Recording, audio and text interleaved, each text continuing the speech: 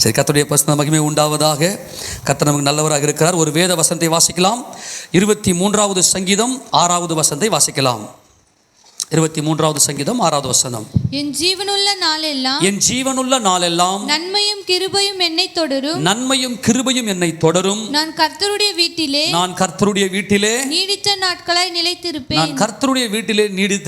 நிலைத்திருப்பேன். எல்லாரும் ஆமென் சொல்லுங்க. எல்லாம் கொஞ்சம் கூர்ந்து கவனிக்கலாம். நீங்கள் கொஞ்சம் பேர் பைபிள் வாசிக்க தெரியாதவங்களாம் இருக்கிறீங்க. நான் உங்களுக்கு புரிகிற மாதிரி ஒரு சில எளிமையாக எங்களுக்கு சொல்லிக் கொடுக்க போகிறேன்.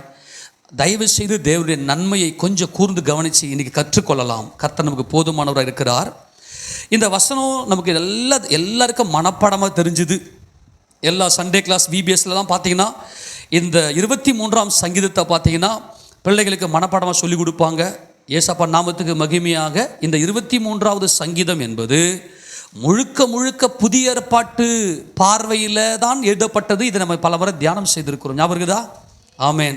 சரி, இன்னைக்கு இந்த சத்தியத்தில் இந்த ஒரு வசனத்தில் இருந்த மாத்திரம் நம்ம ப்ராக்டிக்கலாக தேவன் நம்முடைய ஆசீர்வாதத்தில் எப்படி பங்கெடுக்கிறார் என்பதை பார்க்க போகிறோம். அதான் கவனிங்க. என் ஜீவனுள்ள நாளெல்லாம் நன்மையும் கிருபையும் என்னை தொடரும். எல்லாம் அறிக்கை பண்ணுங்க பார்க்கலாம். என் ஜீவனுள்ள நாளெல்லாம் எனக்கு நன்மையும் கிருபையும் தொடரும். நான் கர்த்தருடைய வீட்டிலே நீடித்த நாட்களாய் நிலைத்திருப்பேன்.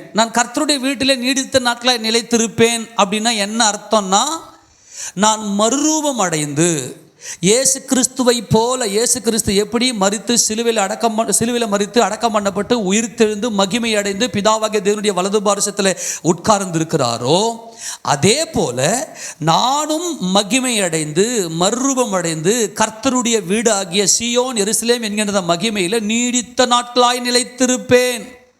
ஆமேன். எல்லாருக்குமே என்ன ஆசைன்னா, ஏசப்பா வருகிறார், அவருடைய வருகையில் நாம் பங்கடைய வேண்டும். இந்த வசனத்தினுடைய பூர்ணமே என்ன சொல்லுதுன்னா, நான் மகிமை அடைய போகிறேன், அவருடைய வருகையில் எடுத்துக்கொள்ளப்பட போகிறேன். அப்போனா நான் வருகையில் எடுத்துக்கொள்ளப்படணும்னா என் வாழ்க்கையில் இந்த நன்மை நடக்க வேண்டுமேயானால் நன்மையும் கிருபையும் என் வாழ்க்கையில் தொடர வேண்டும். ஆமேன். என் வாழ்க்கையில் நன்மை நடக்கணும். எல்லாம் கவனமாக கொஞ்சம் கூர்ந்து கவனிங்க, ரொம்ப முக்கியமானது. நம்ம எப்படி ஜெபிக்கணும்னா, என்ன அறிக்கை செய்ய வேண்டுமேனால், நம்ம என்ன டிசைட் பண்ணணும், நம்ம என்ன தீர்மானம் எடுக்க வேண்டும் என்றால், என்ன அறிக்கை செய்ய வேண்டும் என்றால், என் வாழ்க்கையில் நன்மையும் கிருபையும் என்னை தொடரும்.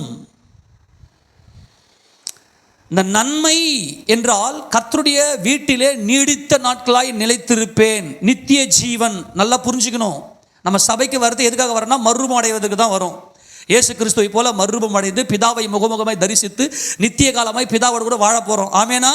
இயேசு கிறிஸ்து நாமத்தில். ஆமேனா? அந்த நன்மை தான் நம்முடைய டார்கெட், நம்முடைய அல்டிமேட் கோல். நம்முடைய இறுதி நோக்கம் என்னன்னா, மகிமை அடைந்து என்றென்றைக்கும் கிறிஸ்துவோடு கூட இருக்க வேண்டும். சரி, அப்படி இருக்கணும்னா உன் வாழ்க்கையில் நன்மை, அந்த நன்மை உனக்கு வரணும்னா உன் வாழ்க்கையில் நன்மை தொடருதா அல்லது தீமை உன்னை அலைகழிக்குதா? ஏதேன் தோட்டத்தில் ஆதாம் பாவம் செய்ததுமே தீமை தொடர்ந்து விட்டது மனுஷனுக்கு. எந்த காரணத்தை கொண்டும் தேவன் ஒருபோதும் நமக்கு தீமையை அனுமதிப்பதே இல்லை. அவரால் தீமையை யோசிக்கவே முடியாது. ஏனென்றால் நாம் தேவ சாயல். அப்போனா நம்முடைய வாழ்க்கையில் தீமை வருது. அதுக்கு என்ன காரணம்? நாம் விழுந்து போனோம், ஏதேன் தோட்டத்தில் விழுந்து போனோம், அந்த பலவீனங்கள், அந்த பாவங்கள்.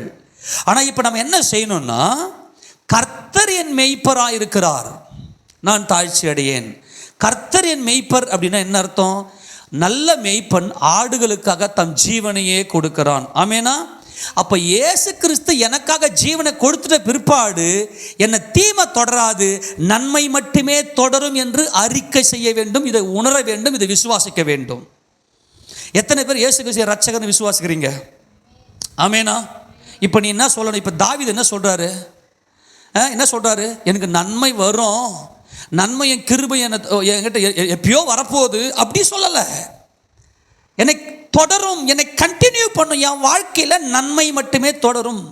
அவருடைய கிருபை என் கூடவே இருக்குது. அவருடைய கிருபை என் கூடவே இருந்துச்சுன்னா என் வாழ்க்கையில் எப்பொழுதுமே நன்மை தொடரும். நன்மைனா என்ன? பெருசு என்னத்தை நீ யோசனை பண்ண போகிற? ஆண்டவரே, என் புருஷனுக்கும் எனக்கும் நல்ல சமாதானம் வேணும், என் மனைவிக்கு எனக்கு நல்ல சந்தோஷம் கொடுக்கணும், என் பிள்ளைங்க நல்லா இருக்கணும், நான் தங்குறதுக்கு ஒரு நல்ல வீடு வாசல், தேவையான வசதி வாய்ப்புகள், எனக்கு உடல் சுகம், இதுக்கு மேலே நம்ம என்ன கேட்க போகிறோம்? ஆனால் இதில் தான் இன்றைக்கி தீமைகள் வருகிறது. எப்போ நான் என் பலத்தை நம்பி ஓடுற வரைக்கும் இப்படிப்பட்ட தீமைகள் இருக்குது. ஆனால் இப்போ நான் என்ன சொல்லணும்னா, கர்த்தர் என் மெய்ப்பராக இருக்கிறார், நான் தாழ்ச்சி அடையேன். நான் என்ன செய்கிறேன்? கர்த்தர் எனக்கு ஜீவனாக இருக்கிறதுனால, அவரை மரணத்தை ஜெயித்து என்றென்றைக்கு உயிரோடு இருக்கிறதுனால எதுதான் என்ன தொடரும்? சொல்லுங்க, எதுதான் என்ன தொடரும்? நன்மையும் கிருபையும் மட்டுமே என்னை தொடரும். உணர்றியா? ஆமென் சொல்லுங்க பார்க்கலாம். உணர்ந்து கொள்ளலாமா? அப்போ இந்த நன்மையும் கிருபையும் என்னை தொடரும் போது இறுதியாக இந்த பூமியில் கர்த்தராகிய இயேசு கிறிஸ்து எக்கால சத்தம் தொனிக்கும். அப்போது கிறிஸ்துவுக்குள் மரித்தவர்கள் முதலாவது எழுந்திருப்பார்கள், பின்பு உயிரோடு இருக்கும் நாமும் கர்த்தருக்கு எதிர்கொண்டு போவோம். அந்த நன்மையை நாம் அடைவோம். நான் மறுபடியும் சொல்கிறேன், நன்மை என்றாலே மறுரூபம். அந்த மறுரூபம் நான் அடையணும்னா இன்றைக்கு என் வாழ்க்கையில் என் இருதயத்தில் ஒரு மறுரூபம் வர வேண்டும். சந்தோஷத்தினால, நன்மையினால நாம் நிரம்பப்பட்டிருக்க வேண்டும். இப்போ ஒரு சில வசனங்களை கொஞ்சம் வேகமாக வாசித்து காட்டுறேன், அப்போ தான் உங்களுக்கு புரியும். முதல்ல 103ஆம் சங்கீதத்தை எடுத்துக்கொள்ளுங்க. அங்கே நன்மைன்னா என்னன்னு சொல்கிறாரு பாருங்க பார்க்கலாம். 103வது சங்கீதம் 5ஆம் வசனத்தை வாசிக்கலாம். நன்மையினால் உன் வாயை திருப்தியாக்குகிறார். கழுகுக்கு சமானமாய் உன் வயது திரும்ப வால வயது அதாவது வாலிபம் என்று சொன்னால் நித்திய ஜீவன். அந்த மறுரூப சரீரத்துக்கு மரணம் கிடையாது. ஆமேனா? மேல் வசனம் சொல்றாரு, உன் பிராணனை அழிவுக்கு விலக்கி மீட்டு உன்னை கிருபையினாலும் இரக்கங்களாலும் முடிசூட்டி நன்மையினால் உன் வாயை திருப்தியாக்கி. சொல்லுங்க, நன்மையினால் உன் வாயை. சொல்லுங்க, நன்மையினால் உன் வாயை. எத்தனை பேர் விசுவாசிக்கிறீங்க இயேசு கிறிஸ்து ரட்சகர்? ஆமேனா? அப்பனா உனக்கு எது மட்டும்தான் வரணும்? நன்மை மட்டுமே தொடரும். நன்மை இன்னைக்கு உன் இருதயத்தை இயேசு கிறிஸ்து கொடுக்கிற நன்மையினால் நிரப்பினால்தான் உன் வயது திரும்ப வால வயது, கழுகை போல வால வயதாகும். உன் பிராணனை அழிவுக்கு மீட்டெடுக்கவர் வல்லமை உடையவர். ஆமேன். எத்தனை புரிஞ்சு போச்சு? ஆமேனா? அப்ப நன்மைனா என்னன்னு புரிஞ்சு போச்சா? மறுரூபம், நித்திய ஜீவன். இன்னொரு வசனத்தை இதை வாசிங்க. 34ஆம் சங்கீதம் 34வது சங்கீதத்தில் 12வது வசனத்தை வாசிங்க. 12.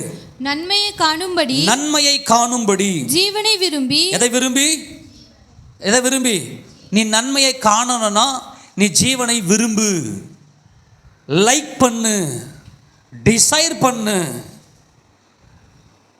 நல்லா கவனிங்க. நீ நன்மையை காணும்படி ஜீவனை விரும்பி. ஆக நன்மையும் கிருபையும் என்னை தொடரும். என் ஜீவனுள்ள நாளெல்லாம் நன்மையும் கிருபையும் என்னை தொடரும் என்றால் ஜீவன், நித்திய ஜீவன். அந்த மறுரூப சரீரத்தை நித்திய ஜீவனை அடைய வேண்டுமே ஆனால் என் தேவன் எனக்கு அந்த நித்திய ஜீவனை கொடுக்க போகிறார், மறுரூபம் அடைய போகிறேன். அப்படியானால் என் தேவன் இன்னைக்கு எனக்கு நன்மையை காணும்படி செய்யணும். இன்னைக்கு என் தேவன் இந்த நன்மையை காணும்படி செய்கிறார் என்று சொன்னால் இந்த நன்மையினால் நான் பூரிப்பாகி என் தேவனை நான் துதிப்பேன். அந்த துதினாலே அந்த மகிமையை நான் காண்பேன், அந்த மறுரூப சரீரத்தை அடைவேன்.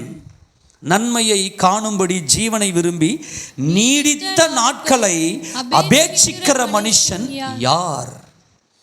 இது ஒரு பயங்கரமான கொஸ்டின். யாரா இந்த மறுரூப சரீரத்தின் மேல வாஞ்சிய சர்ச்சுக்கு வரான்? நான் ஏசப்பாவை பார்க்க போறேன், அபேட்சிக்கிற மனுஷன் யார்? யாருன்னு என்ன அர்த்தம்? இன்னைக்கு சர்ச்சில் தேடி பார்த்தா அப்படிப்பட்ட ஆட்கள் இன்னைக்கு இல்லை. ஆண்டவரே, நீங்கள் எப்படி என் பிதாவின் வீட்டில் அநேக வாசஸ்தலங்கள் உண்டு, அப்படி இல்லாதெல்லாம் போய் சொல்லியிருப்பேன். நான் போய் ஒரு ஸ்தலத்தை ஆயத்தம் பண்ணின பின்பு நான் மறுபடியும் நான் இருக்கிற இடத்துல உங்களையும் சேர்த்து கொள்ளும்படிக்கு நான் உங்களை வந்து சேர்த்து கொள்ளுவேன் என்று கர்த்தர் சொல்லிட்டு போயிட்டாரு. இதுதான் அவருக்கு நமக்கு கொடுத்த வாக்குத்தத்தமே. அந்த வாக்குத்தத்தை பிடிச்சிக்கின்னு நீங்கள் வந்து என்ன, நீங்கள் இருக்கிற அந்த ஸ்தலத்துக்கு என்னை கூட்டின்னு போயின்னு சொல்லியிருக்கிறீங்க ஆண்டவரை. அந்த நன்மையை நீங்கள் வாக்குத்தத்தம் கொடுத்துருக்கிறீங்க ஆண்டவரை. அந்த வாக்குத்தத்தம் மாறாத தேவன் நீங்கள். அப்படின்னா இன்னைக்கு எனக்கு நன்மை செய்யுங்க. என் கண்ணு நன்மையை மட்டுமே பார்க்கும். இது தொடரும். என் வாழ்க்கையில் நன்மை மட்டுமே தொடரும். அதுதான் மகிமை. ஆமேனா? அப்போது கர்த்தரின் மெய்ப்பராக இருக்கிறாருன்னா என்ன அர்த்தம்னா, கர்த்தராகிய இயேசு கிறிஸ்து எனக்காக உயிரை கொடுத்துட்டாரு. அவர் எனக்காக சிலுவையில் யாவை செய்து முடித்துட்டாரு. அதனால என் வாழ்க்கையில் நன்மையும் கிருபையும் மட்டுமே தொடரும். ஆமேனா? நன்மை மட்டுமே தொடரும். ஏனென்றால் ஆதாம் பாவம் செய்து விட்ட பிற்பாடு மனிதனுடைய வாழ்க்கையில் தீமை உள்ளே வந்து விட்டது. மனுஷன் என்ன செய்கிறான் அப்படின்னா, எனக்கு தீமை வந்துருமோ, ஏன்னா ஒவ்வொரு வினைக்கும் அதுக்கு சமமான எதிர்வினை உண்டு இல்லையா? நம்மளை இந்த எதிர்வினை நம்மளை பயமுறுத்தும். இப்போ நல்ல காரியத்தை ஒன்று யோசிப்போம், இந்த காரியம் நம்ம நடக்கணும் அப்படின்னு சொல்லிட்டு. ஆனால் அதுக்கு உடனடியாக நம்முடைய மைண்டில் என்ன நிற்கும் அப்படின்னா, அதுக்கு எதிர்மறையான காரியங்களை நம்ம மைண்டில் நின்று, இது நடந்துருமோ, இது இப்படி ஆகிடுமோ, இது இப்படி செஞ்சிடுமோ அப்படின்னு சொல்லி நம்ம மனசுக்குள்ளே ஒரு சஞ்சலத்தை உண்டு பண்ணி நம்ம தேவனை விட்டு பிரிச்சிடும். ஒரு காரியத்தை நான் ஒன்று சொல்கிறேன், என்னைக்கு நீ நன்மையை மட்டுமே நீ யோசிக்கிறியோ, என்னைக்கு நீ நன்மையை மட்டுமே நீ சிந்திக்கிறியோ, அன்றைக்கி தான் நீ தேவ பிள்ளை. ஏன்னா தேவன்கிட்ட தீமையே கிடையாது. நீ தேவனை விசுவாசிக்கிறது உண்மைன்னா நன்மையை மட்டுமே யோசி, அறிக்கை பண்ணு. மரணமும் ஜீவனும் நாவின் அதிகாரத்தில் இருக்கிறது. ஏனென்றால் தேவனால தீமையை ஒரு வினாடி கூட உனக்கு யோசிக்கவே முடியாது. அப்போ நீ ஏன் தீமையை யோசிக்கிற? இப்போ நம்ம என்ன செய்ய வேண்டிய ஒரே காரியம் என்ன? தேவ சமூகத்தில் இயேசு கிறிஸ்து நாமத்தில் போய், ஆண்டவரே எனக்கு நன்மையை செய்யுங்கப்பானே கேள்வி, வேறு ஒன்றுமே வேணாம். ஆண்டவரே எனக்கு நன்மை செய்யுங்க. நல்லா கவனிங்களேன். இப்போ கணவன் மனைவிக்குள்ள ஒரு பிரச்சனை, நீ உன் சிந்தனைக்குள்ள அந்த பிரச்சனையை யோசிக்காத. என் கணவன் இப்படி பண்ணிட்டாரு, என் கணவன் இப்படி பேசிட்டாரு, என் கணவனை பற்றி நான் இப்படி கேள்விப்படுறேனே, அந்த தீமையை நீ யோசிச்சேன்னா, நீ அந்த தீமையை யோசிச்சு நீ ஜபத்துக்கு போனா உண்மையிலே ஜபம் தேவ சமூகத்துக்கு போகாது. உதாரணம் சொல்ல வரேன். சரி, உனக்கு என்ன தேவை? எனக்கும் என் கணவனுக்கும் ஒரு சமாதானம் வேணும். ஆண்டவரே சமாதானத்தை கொடுப்பீரா? ஆண்டவரே என் கணவன் என்னோட அன்பாக பேசுவாரா? ஆண்டவரே எனக்கும் என் கணவனுக்கு ஒரு சின்ன ஒரு பிரச்சனை, அந்த பிரச்சனை தூக்கி அப்படியே போட்டுட்டு என் கணவன் என்னோடு கூட சமாதானமாக இருப்பாரா? இந்த நன்மையை மட்டுமே நீ யோசிச்சனா மட்டும்தான் அந்த நன்மையை தேவன் உனக்கு அருளுவார். தீமையை கொண்டு போனோன்னா, இன்னைக்கு அநேகருடைய ஜபத்துக்கு பதில் கிடைக்காததுக்கு காரணம் என்ன அப்படின்னா, தீமையை பற்றி பேசிட்டு இருப்பாங்க அவர்கிட்ட. ஆண்டவரே இந்த தீமைப்பா, அந்த தீமைப்பா, இப்படிப்பா அப்படிப்பா. இப்போ பிள்ளைங்க கொஞ்சம் மிஸ் ஆகிட்டாங்க. நான் எவ்வளோ பெரிய பாவி அப்படின்னு நான் உணர்ந்தாதான் என் பிள்ளைங்க மிஸ் ஆகிட போது, ஆண்டவரே என் பிள்ளைங்க மிஸ் ஆகிட்டுங்க, உணர்ந்துக்கினேன். ஆண்டவரே என் பிள்ளைங்க நல்லா இருக்கணும், என் பிள்ளைங்க உமது அன்புல பூர்ணப்படணும், என் பிள்ளைங்க உமது அன்புல நிலைவரப்படணும், என் பிள்ளைங்க ஆண்டவரே வளரணும், என் பிள்ளைங்களுடைய படிப்பு எப்படி இருக்கணும், என் பிள்ளைடைய வளர்ச்சி எப்படி இருக்கணும், அதை மட்டும் கேளு. உன் மைண்டில் நீ தீமையை யோசிச்சேன்னா, அந்த தீமையை எப்படி எதிர்கொள்ளலாம் அப்படின்ற அந்த ஒரு எண்ணம், அந்த ஆக்ரோஷம் உன் மைண்டுக்குள்ளே வந்த உடனே அந்த ஆவி என்ன பண்ணணும்னா, அந்த தீமையை எதிர்பார்த்து நிற்கும், அந்த தீமை வந்துடும். வேதம் முழுக்க சைக்காலஜி தான் இருக்குது. இப்போ சில பேருக்கு, ஐயோ நான் வருகையில் கைவிடப்பட்டு போயிடுவேனா, ஆண்டவர் என்னை கைவிட்டுருவாரா? உன்னை யார் அதை நினைக்க சொன்னது? என்னை அழைத்தவர் உண்மை உள்ளவர், என்னை மரண பரியந்தம் நடத்த வல்லமை உடையவர். நான் எப்போது சொல்கிறேன், நம்முடைய தேவன் பூர்ண சர்க்குணர். என் நாமத்தில் நீங்கள் எதை கேட்டாலும் அதனை செய்வேன் சொல்லிட்டார். ஆமேனா? தீமையை கேட்குற, தீமையை போய் சொல்லாத அவர்கிட்ட. இப்போ இயேசுராஜா என்ன பண்ணார்னா, அவர் ஊழியம் செய்த நாட்களில் ஒரே ஒரு காதை சொல்லி கொடுத்தாரு. நீ அப்பா கிட்ட போய் நன்மையை மட்டுமே கேளு. எடுத்து வாசிங்களேன். மத்தேயு சுவிசேஷ புத்தகம் 7ஆம் அதிகாரத்தில் அங்கே மலப்பிரசங்கத்தில் ஒரு மகிமையான காரியத்தை சொல்லுவார். எடுத்து வாசிங்களா, 9வது வசனத்தை வாசிங்க பார்க்கலாம். உங்களில் எந்த மனுஷன் ஆனாலும் தன்னிடத்தில் அப்பத்தை கேட்கிற தன் மகனுக்கு கல்லை கொடுப்பானா?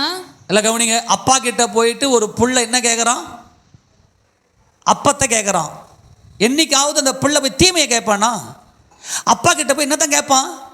நன்மையை மட்டுமே கேட்பான். நல்லா கவனிக்கணும். நன்மை, அப்பா நீங்கள் எனக்கு இது எப்படி சொல்கிறதுன்னு தெரியல, எனக்கு நீங்கள் அப்பத்தை கொடாமல் இருக்க மாட்டீங்க அப்படியே கேட்பான். அப்போ எனக்கு அப்பா வேணும். நல்லா கவனிங்க. மகன் போய் அப்பா கிட்ட நன்மையை மட்டுமே கேட்குறான். நான் மறுபடியும் சொல்கிறேன், இந்த என்னால் முடியும், என்னால் முடியும் அப்படின்ற எண்ணம் இருக்குது பாருங்க, அதுதான் கர்வம், அகம்பாவம். அதுதான் தேவனை விட்டு நம்மளை பிரிச்சிச்சு.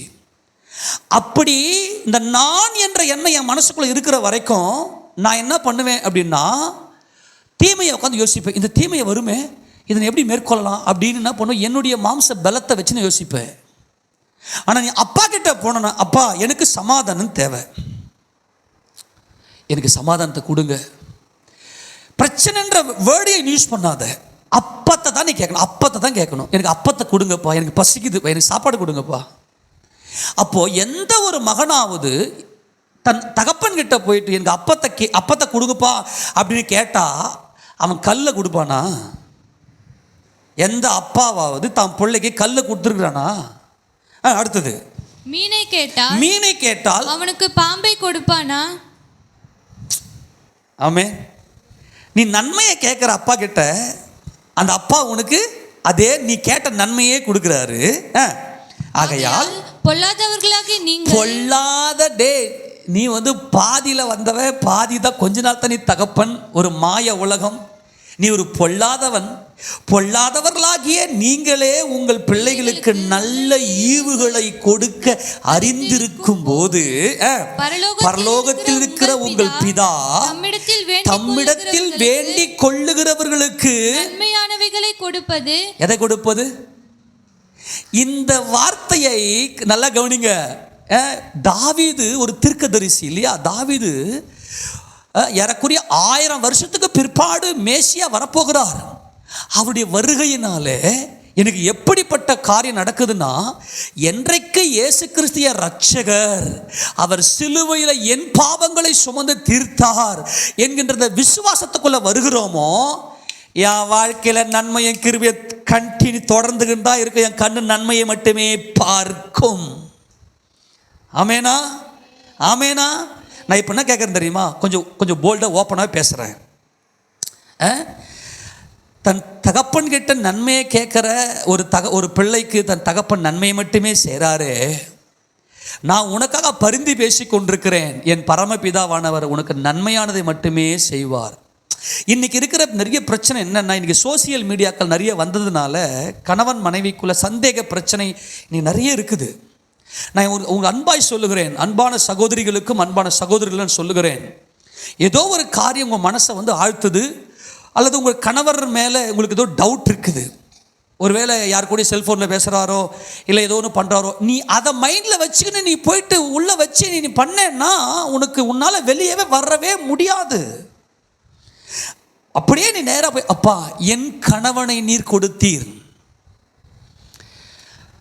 இனி என்னை தவிர என் கணவன் வேறு ஒருத்தியும் மேலேயும் அவருடைய எண்ணம் கூட போகக்கூடாது, எனக்கு கிருபை பாராட்டுங்கப்பான்னு சொல்லி இந்த நன்மையை மட்டும் நினச்சி பாரு. நம்ம என்ன பண்ணுறது இல்லைன்னா, எனக்கே நீ துரோகம் பண்ணுறியா மாமனை, நான் என்ன செய்கிறேன் பாருன்னு சொல்லி அந்த தீமையை குறித்து உன் சிந்தனை நீ யோசிக்க ஆரம்பிச்சேன்னா, நீ என்ன தேவன் நம்மை அவருடைய சாயலிலே உண்டாக்கியிருக்கிறார். எண்ணங்கள் நம்முடையது, அந்த எண்ணங்கள் அவராக இருக்க வேண்டும் என்று தேவன் விரும்புகிறார். எண்ணங்கள் நம்முடையது, நமது சாயலாகவும் நமது ரூபத்தின்படியும் மனுஷனை உண்டாக்கும் தேவன் ஒன்றுமில்லாமல் ஒன்றை சிருஷ்டித்தார். விசுவாசத்தினாலே நம்முடைய உலகங்கள் தேவனாலே உண்டாக்கப்பட்டது என்றும் இவ்விதமாய் காணப்படுகிறவைகள் தோன்றப்படுகிறவைகள் உண்டாகவில்லை என்றும் நாம் அறிந்திருக்கிறோம். அப்போ எப்படி தேவன் ஒன்றுமில்லாமல் ஒன்றை சிந்தித்து நினைத்து நினைவு கொண்டு எண்ணம் கொண்டு எல்லாவற்றையும் சிருஷ்டித்தாரோ, அதே போல் எண்ணங்கள் நம்முடையது. நம்முடைய எண்ணங்கள் சுத்தமாக இருக்கணும், தூய்மையாக இருக்கணும். விசுவாசத்தில் மாத்திரம்தான் எண்ணங்கள் உறுதிப்படும். நம்ம பண்ண வேண்டியது காரணம், என் பிதா என் நன்மையானவர்களை மட்டுமே செய்கிறார். காரணம், என் ரட்சகர் இயேசு கிறிஸ்து இருக்கிறார். ஆமேன். இயேசு கிறிஸ்து என் ரட்சகர். நான் சோர்ந்து போக மாட்டேன். என் மைண்டில் நான் நல்லதை மாத்திரமே, நன்மையானதை மாத்திரமே நான் சிந்திப்பேன். ஏனென்றால் தீமையை யோசிக்கிறவனுக்கு தீமையை சேரும். நான் இப்போ சொல்கிறேன், நமக்கு தேவன் சுயாதீன சித்தத்தை கொடுத்துருக்கிறார். அந்த பவர் இருக்குது, வில் பவர் இருக்குது நமக்கு. அதை நம்ம என்ன செய்யணும்னாக்கா, நன்மையானவைகளுக்கு மாத்திரமே பயன்படுத்த வேண்டும். நீதிமொழிகளின் புத்தகம் 14:22 எடுத்து வாசிக்கலாம். நீதிமொழிகள் 14:22 வாசிக்க பார்க்கலாம். தீமையை யோசிக்கிறவர்கள் தவறுகிறார்கள் அல்லவோ. கவனி, யார் தவறுறாங்க சொல்லுங்க, யார் தவறுறாங்க? தீமையை யோசிக்கிறவர்கள் தவறுகிறார்கள் அல்லவோ. நன்மையை யோசிக்கிறவர்களுக்கோ கிருபையும் சத்தியமும் உண்டு. கிருபை உன்னை தொடரணும்னா நீ எதை யோசிக்கணும்? கவனி எல்லாம் கவனி. பாருங்க, உனக்கு ஏதோ ஒரு சம்திங் பிரச்சனை ஏற்பட்டுருச்சு இல்லையா? ஏதோ ஒன்று ஏற்பட்டுருச்சு, ஏதோ ஒன்று நடந்து போயிருச்சு. நான் என்ன சொல்றேன்னாக்கா, அந்த அந்த தீமையை உங்க மைண்ட்ல கொண்டு வராதீங்க. அதை கொண்டு வராதீங்க. அப்பா எனக்கு இந்த தீமையிலிருந்து இப்படிப்பட்ட நன்மை எனக்கு வேணும். தீமையை யோசிக்கிறேன்னா நீ தவறிடுவ. என்ன ஆயிடுமோ, ஏதோ ஆயிடுமோ. இதுதான் பிசாசுடைய அக்னியாஸ்திரங்கள். அந்த அந்த காரியத்தை குறித்த ஒரு பயம். இப்போ நான் என்ன சொல்றேன்னா, பர்டிகுலராக இயேசு கிறிஸ்து என் ரட்சகர், அவர் என் மேய்ப்பர், அவர் எனக்கு வாக்குதத்தங்களை கொடுத்திருக்கிறார். வாக்குதத்தங்கள் எல்லாம் கிறிஸ்து இயேசுவுக்குள்ளாக ஆம் என்றும் ஆமேன் என்றும் இருக்கிறது. கிறிஸ்து இயேசுவுக்குள்ளாக எனக்கு ஆம் என்றும் ஆமேன் என்றும் இருக்கிறது. நீங்க எதை மட்டும் தான் யோசிக்கணும், எல்லாம் கவனிக்கிறீங்களா? எதை மட்டும் தான் யோசிக்கணும். இன்னைக்கு நான் என்ன சொல்றேன் தெரியுமா, இன்னைக்கு வாலிப பிள்ளைகள் கூட என்ன தெரியுமா, ஐயோ அந்த பசங்கள்லாம் ஒரு தப்பான பசங்க, அந்த பசங்களுடைய கேரக்டர் எனக்கு தெரியும், அந்த பசங்க இப்படிலாம் போயிடுவாங்க, சேச்சா நான் அவங்க கூட போனேன்னா நான் எப்படி ஆயிடுவேன் அப்படின்னு நினைச்சேன்னா நீ அப்படி தான் ஆயிடுவேன். என் கர்த்தர் என்னை பேர் சொல்லி அழைத்திருக்கிறார். எகிப்தில் பார்வோனுடைய போத்திபாருடைய வீட்டில் போத்திபாருடைய மனைவியே இருந்தாலும், எப்படிப்பட்ட சூழ்நிலை நடந்தாலும் என் கர்த்தர் என்னை நேசிக்கிறார், அவர் என்னை வழிநடத்தி கொண்டிருக்கிறார். எப்படிப்பட்ட சேற்றில் நடந்தாலும் சேற்றினால் சேதமாகாமல் கரைப்படாமல் நான் இருப்பேன். நன்மையை மட்டுமே யோசித்தார் யோசேப்பு, நன்மையை பெற்றுக்கொண்டு ஆளுகை செய்தார். ஆமேனா? அந்த நேரத்தில் ஐயோ போத்திபாருடைய மனைவி என்னை இப்படியெல்லாம் பண்ணுறாளே, என்னை அப்படியெல்லாம் பண்ணுறாளே, நான் என்ன செய்வோனோ அப்படின்னு அந்த அசுத்தத்தை தீமையை சிந்தனை பண்ணியிருந்தார்னா தீமையில விழுந்து விடுவோம், தவறி விடுவோம்.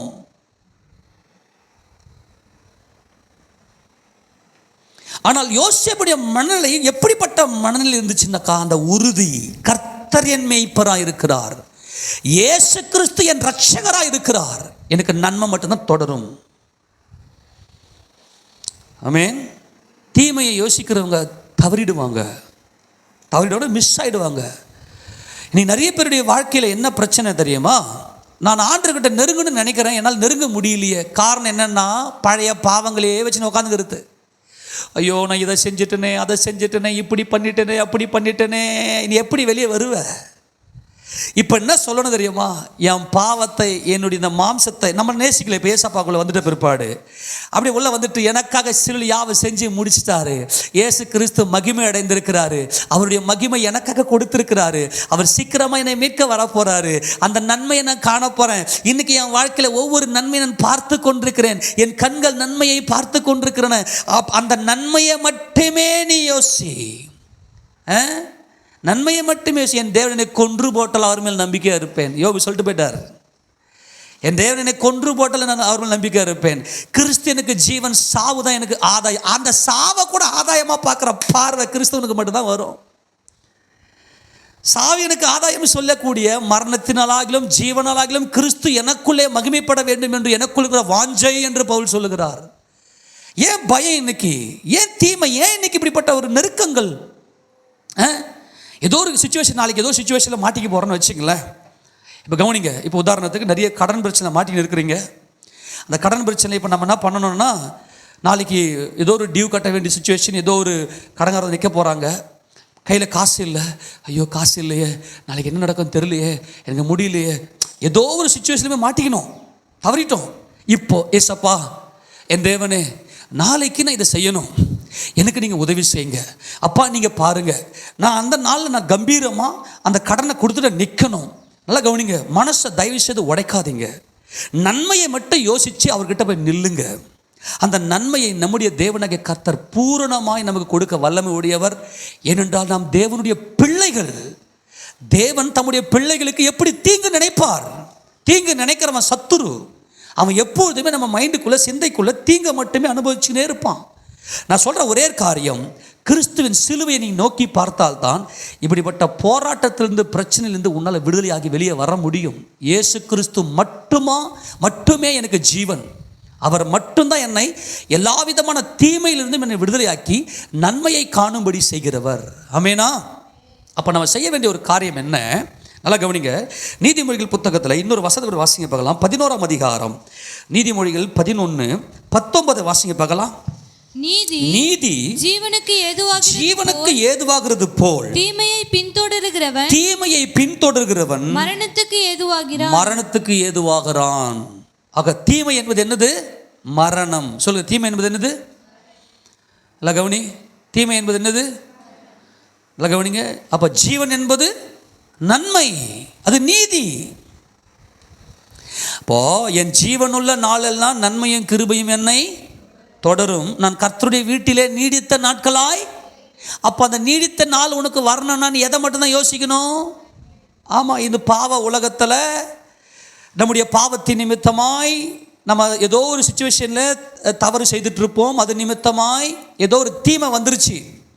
நம்ம அதையும் ஜாக்கிரதையாக பார்க்கணும், அதையும் நம்ம கொஞ்சம் ஜாக்கிரதையாக பார்க்கணும். பார்த்து இந்த வசனம் ரொம்ப முக்கியமான வசனம். இதே 11ஆம் அதிகாரத்தில் 27 வாசிங்களேன். நன்மையை ஜாக்கிரதையுடன் தேடுகிறவன் தயை பெறுவான், தீமையை தேடுகிறவனுக்கோ தீமையே வரும். எது வரும்? எல்லாம் கவனி, எது வரும்? நீ போட்டு உன் மைண்டில் போட்டு தீமையை போட்டு கசக்கி கசக்கி கசக்கி கசக்கி அப்படியே போய் நம்முடைய இருதயத்தில் உட்காந்துரும். நன்மையை ஜாக்கிரதையாக தேடணும். சரி, ஏதோ ஒரு தீமை வந்துருச்சு, நமக்கு சிக்னல் கொடுக்குறாரு, நமக்குள்ள ஏதோ பாவம் இருக்குது, அந்த பாவத்தின் மீது ஒரு தீமை வந்துருச்சு. உட்காந்து பார்த்து அந்த பாவத்தை அலசி பார்த்துட்டு, ஆண்டவரே ஆமாம் இந்த இடத்துல நான் பாவம் செஞ்சுருக்கேன், நான் மன்னிச்சிருக்கேன்னு தேவனுடைய ஒப்புரவாகிட்டு எனக்கு நன்மை செய்யுங்கப்பான்னு கேளுங்க. அப்பா கிட்ட போய் புள்ள கேட்குறான்ல, எனக்கு அப்பத்தை கொடுங்கப்பா, எனக்கு மீனை கொடுங்கப்பா கேட்குறான்ல. அப்பா சொல்கிறார், என்கிட்ட நன்மையை கேள்றா, நான் நன்மைக்காக மட்டும்தான் இருக்கிறேன், உன்னை குறித்து நன்மையாக மட்டுமே நான் சிந்தித்து வைத்து கொண்டிருக்கிறேன். நீ மகிமை அடைய வேண்டும், உன் வாழ்க்கை மகிமையாக இருக்க வேண்டும். தீமையை யோசிக்கணும், தீமை தான் வரும். அப்போ தீமையை யோசிக்காத, எனக்கு இது வந்துருமோ அது வந்துருமோன்னு யோசிக்காத. அப்போ தேவனிடத்தில் போயிட்டு நல்ல வாக்குதத்தங்களை நல்லா சுதந்திரிங்க. ஆண்டவரே நீங்கள் எனக்கு நன்மையை கொடுங்க. ஏன்னா இயேசு கிறிஸ்துவின் நாமத்தில் தான், கிறிஸ்து இயேசுவுக்குள்ளாக வாக்குதத்தங்கள் எல்லாம் ஆம் என்றும் ஆமேன் என்றும் இருக்குது. நல்லா பைபிளை வாசிக்கணும். நல்லா பைபிளை வாசித்து அப்படி பைபிளை நீங்கள் வாசிக்கும்போது ஆண்டவர் நன்மையான வாக்குதத்தங்கள் மூலமாக நம்மோடு பேசுவார். ஆண்டவர் எனக்கு நித்திய ஜீவனை கொடுத்து நான் மகிமைப்பட வேண்டுமே ஆனால், அந்த வாக்குதத்தத்தை தேவன் எனக்கு கொடுத்திருப்பது உண்மையானால், என் வாழ்க்கையில் அனுதினமும் அவருடைய வாக்குதத்தங்கள் கிரியை செய்ய வேண்டும். நான் மறுபடியும் சொல்லுகிறேன், நான் கர்த்தருடைய வீட்டிலே நீடித்த நாட்களை நிலைத்திருப்பேன் என்கின்ற மகிமை குறித்த வாக்குதத்தத்தை நான் சொந்தரிப்பது உண்மையானால், கர்த்தருடைய வாக்குதத்தம் என்னை ஒவ்வொரு நாளும் நடத்த வேண்டும். கர்த்தருடைய வாக்குதத்தம் என்னை என்ன பண்ணணும்? டைரக்ஷன் கொடுக்கணும். எனக்கு இந்த இதுதான் உனக்கு தேவை என்று சொல்லி ஒவ்வொரு அனுதினமும் கர்த்தருடைய வாக்குதத்தத்தை நாம் ருசிக்க வேண்டும். அதுதான் நன்மையும் கிருபையும் என்னை தொடரும். நம்முடைய வாழ்க்கையில் நன்மை மட்டும்தான் நமக்கு சந்தோஷத்தை கொடுக்கும். தீமை வந்தால் நம்ம என்ன ஆகும்? மனசுலாம் பதறும், உடையும். இது தேவன் தங்குற ஆலயம் நம்முடைய மனசு. அவர் எனக்கு நன்மை, நம்மளை பாருங்க, மனுஷனை தேவன் படைத்த நோக்கமே என்னென்னா, என் பிள்ளைங்களுக்கு நான் நன்மை செய்ய போகிறேன், என் பிள்ளைங்க நான் அளிக்கிற நன்மையினால் திருப்தியாகி அப்பாவை ஸ்தோத்திரம் பண்ணி துதிக்கணும். இதுதான் மனிதனுக்கும் தேவனுக்கும் இருக்கிற உறவு.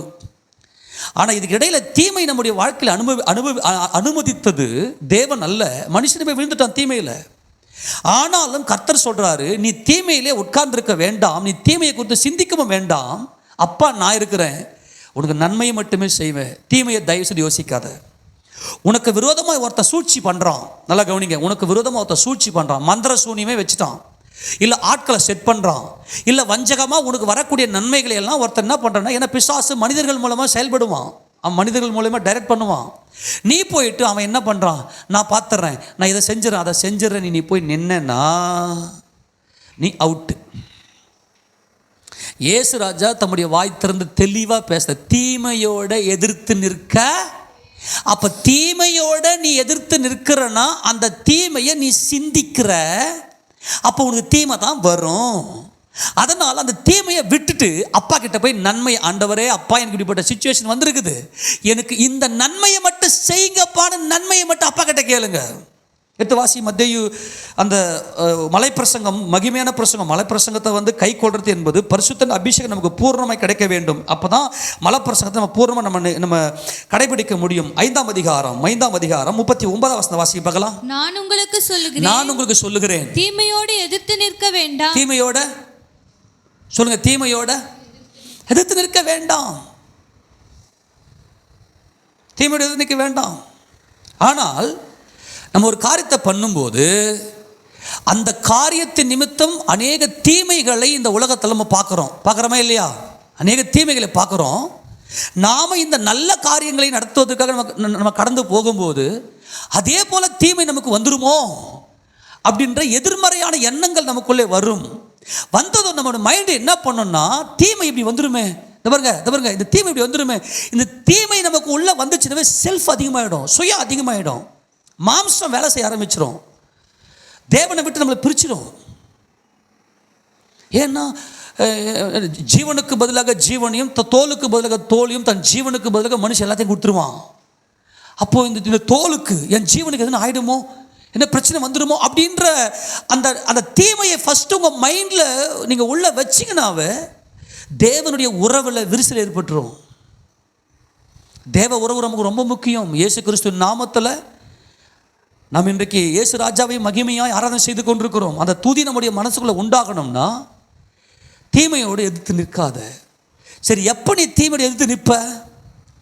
இப்படிப்பட்ட தீமை நமக்கு வந்துருச்சு, இந்த தீமையை நம்ம எப்படி சமாளிக்கலாம் அப்படின்னு சொல்லிட்டு நீ நெகட்டிவான அந்த தாட்ஸை நல்லா உன்னை பவர் பண்ணிக்குவ. இப்போ என்ன ஆகும்? வீட்டில் சண்டை பக்கத்து வீட்டு வரைக்கும் கேட்கும், தெருவே சிரிக்கும், ஊரே நாரும். எப்போ? என்னைக்கு இது பாருங்களேன், வசனத்தில் தவிர ஆண்டவர் இன்றைக்கி என் கூட பேசுகிறார் அப்படின்னு என்ன அர்த்தம்? என் மகனே, என் மகளே, நீ தீமையோடு எதிர்த்து நிற்காத அப்படின்னு சொல்கிறாரா? அப்பா, நான் உங்கள் பிள்ளைப்பா, உங்கள் வார்த்தையை நான் கீழ்ப்படுகிறேன், நான் இனிமேல் தீமையோடு எடுத்து நிற்க மாட்டாண்டவரே, நான் தீமை இனிமேல் யோசிக்கவே மாட்டாண்டவரே, அப்படியே ஒப்பு கொடுங்க, அப்படியே ஒப்பு கொடு. இப்போ நிறைய பசங்களுக்கு பார்த்தீங்கன்னா எக்ஸாம் ஃபியர் வந்துடும். எக்ஸாம் ஃபியர், இந்த ரிசல்ட்லாம் வரும்போது எத்தனையோ பிள்ளைங்க ரிசல்ட் வரத்துக்கு முன்னாடியே தூக்கு போட்டுனுங்கிற ஆட்கள்லாம் உண்டு. போய் ஐயோ நான் ரிசல்ட் எப்படியும் நான் ஃபெயில் ஆகிடுவேன். அந்த தீமை உள்ளே வந்துச்சுன்னா தீமையை யோசிக்கணும், தீமை தான் நடக்கும். ஆனாலும் என் கர்த்தர் என்னோடு கூட இருக்கிறார், கர்த்தர் எக்காலத்தில் ஸ்தோத்திரிப்பேன், அவர் துதிகள் எப்போதும் என் வாயில் இருக்கும், அவரை துதிச்சுக்கினே இருங்க. அவர் எனக்கு நன்மை செய்கிற தேவன், கர்த்தர் எனக்கு நன்மை செய்தபடியால் அவரை பாடுவேன். அவரை துதிச்சுக்கினே இருங்க. அவர் நன்மை செஞ்சு இன்னைக்கு வரைக்கும் நம்ம நன்மையை அனுபவித்து கொண்டிருக்கிறோம், தான் உயிரோடு இருக்கிறோம். அத்தனை நன்மையை யாரால் மட்டும்தான் கூடும்? தேவனால மட்டுமே. இந்த பார்வை நமக்கு வரணும். அத்தனை நன்மையும் என் தேவனால மட்டுமே எனக்கு வாய்க்க செய்திருக்கிறார். அவர் எனக்கு நன்மைகளை மட்டுமே யோசிக்கிறவர். அப்போ அவர்கிட்ட நன்மை மட்டும் நில்லு. இனிமே உங்கள் ஜப வாழ்க்கை மாறணும். அப்போது இன்னைக்கு ஆண்டவர் இன்னைக்கு சபையில் உன்னை அழைத்திருக்கிறார். எதுக்காக மட்டும்தான் சொல்லுங்க? எதுக்காக மட்டும்தான்? என் ஜீவனுள்ள நாளெல்லாம் நன்மையும் கிருபையும் என்னை, அவ்வளோதான். முடிச்சிட்டிங்களா? அவள் தான். அது ஒரு ஃபுல் ஸ்டாப் வச்சுருங்க. இதுக்கு கமாகமெல்லாம் போட வேணாம். அவ்வளோ ஃபுல் ஸ்டாப். எனக்கு என் வாழ்க்கையில் நன்மையும் கிருபையும் என்னை என் வாழ்க்கையில் தொடரும். காரணம், இயேசு கிறிஸ்து என் ரட்சகர். ஆமேன். இயேசு கிறிஸ்து தேவன். இயேசு கிறிஸ்து தேவனாகிய இயேசு கிறிஸ்து மாம்சத்தில் வெளிப்பட்டார். அவர் அப்படி அடிக்கப்பட்டு ரொம்ப அகோரமாய் அந்தக்கே அடைஞ்சாரு. அது ஏன் பாவம்? அவள் தான் விசுவாசிட்டல. இப்போ நீ என்ன பண்ண? உன் வாழ்க்கையில் நன்மையும் கிருபையும், சொல்லுங்க, நன்மையும் கிருபையும் என் வாழ்க்கையில் தொடரும். அவர் சித்தம் இல்லாமல் என் தலையில் இருக்கிற ஒரு முடி கூட உதிராது. என் தலையில் மயிரெல்லாம் அவர் எண்ணி வைத்திருக்கிறார். என்னை அவர் மறக்கவில்லை. எனக்கு நன்மையை மட்டுமே செய்கிற தேவன். அப்போ எப்படிப்பட்ட சூழ்நிலை நம்முடைய வாழ்க்கையில் வந்தாலும் அவருடைய வாக்குத்தத்தங்களை பிடிச்சிருக்கணும். கர்த்தர் உங்கூட தனியாக பேசியிருப்பார். முக்கியமான பாயிண்ட், முக்கியமான விஷயத்துக்கு இப்போ நான் வரேன். நீ சர்ச்சுக்குள்ளே எல்லாரும் வராங்க, நானும் வரேன், எல்லாரும் சர்ச்சுக்கு போகிறாங்க, நானும் போகிறேன் அப்படின்னு வந்துக்கிறியா? பிரத்யேகமாக பர்டிகுலராக இயேசு கிறிஸ்து உங்களோடு கூட பேசி இருக்கிறாரா? இயேசு கிறிஸ்து பேசினார்னா அவருடைய வாக்குத்தத்தங்கள். ஏன்னா மனிதன் தீமையில் மாட்டிக்கணும்.